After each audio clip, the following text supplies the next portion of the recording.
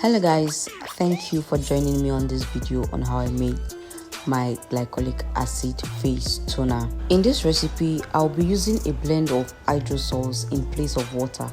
So here I have my cucumber hydrosol, and then I'm going to mix this with rose hydrosols. That's cucumber water and rose water. I distilled them myself and they are very much available in stock. I preferred using this both because of the constituents, the rich constituents, and also the fragrance. I won't be needing a fragrance in this recipe because I always like my toners to be fragrance free because they are to be used on the face. And so using cucumber and rose hydrosols gives this toner a nice smell already. I'll then go ahead to be measuring my glycolic acid powder. Glycolic acid is an alpha hydroxyl acid which helps to exfoliate the skin by removing the dead skin cells on the surface of the skin. It helps to smoothen the skin, it helps to get rid of acne and pimples, and it also helps the product we're using after it to work faster. I'm going to be using 5% of glycolic acid in this recipe, and this is because it's a toner, so you can use lesser percentage in your other formulations, but here I'm going to be using 5%, which is 25 grams. I'll be leaving a list of all the ingredients in the video, so keep watching. After measuring, I'll be adding the glycolic acid powder in my hydrosols, and then I'm going to stir until the glycolic acid is completely dissolved.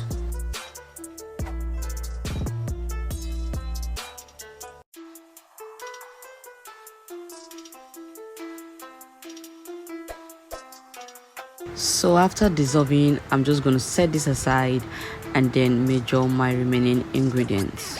So here I have my vegetable glycerin, which is a humectant and will help to reduce any form of dryness that the toner may cause. And then I also have my propylene glycol, which is a penetration enhancer and will actually help our ingredients to penetrate well into the skin. So I have my propylene glycol measured, and then I'll also have my preservative measured up. Here I'm using Germal Plus preservative. I'll also be adding my D-panthenol, which is also vitamin B5. It acts as a skin softener and it also acts as an additional humectant. So I like this in my toner actually, but it's quite optional. You can make do of the remaining ingredients if you cannot get hold of this. After this, I'll be adding my mulberry fruit extract powder, not necessarily for its therapeutic use, but because of the color.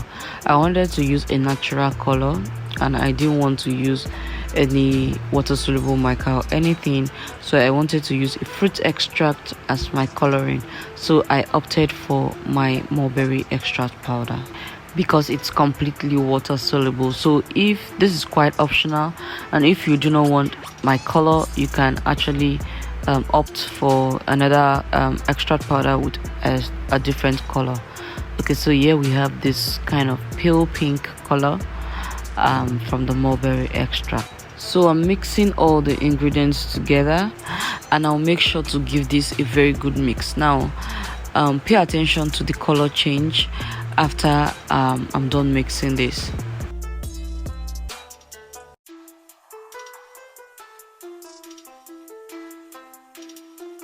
See how the pink color became very dull instantly, but it's going to come up again after we have adjusted the pH. So I'll get my strip and then I'll check my pH. I'll check the pH of this toner.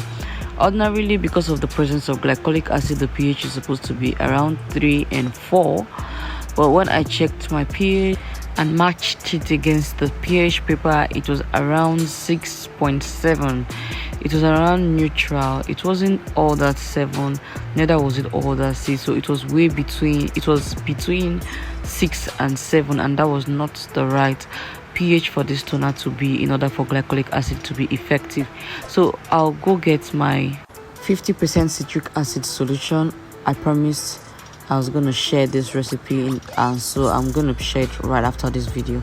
So I'm going to add some drops of my citric acid solution into my toner, and then as you can see, the brightness, the color brightened back to how it was initially. So I believe the pH of this product actually affected the color. So I'm checking the pH again, and now we are having a kind of orange color in a pH paper. I'm matching this to the pH strip. We see that it's between 3 and 4. I like using my pH paper to test this because it is easier for you to use as a beginner. But if you're good using a pH meter, it's fine. Okay, so that's how we got our beautiful toner, and this toner will actually to help to fade pimples, fade spots and fine lines. It will actually help to exfoliate the skin and help your products to work better, helps to remove debts from the skin as well, and also it helps to brighten you. I used this for about 3 weeks and I saw the effect, and I was like, oh, I'm going to share this recipe with you.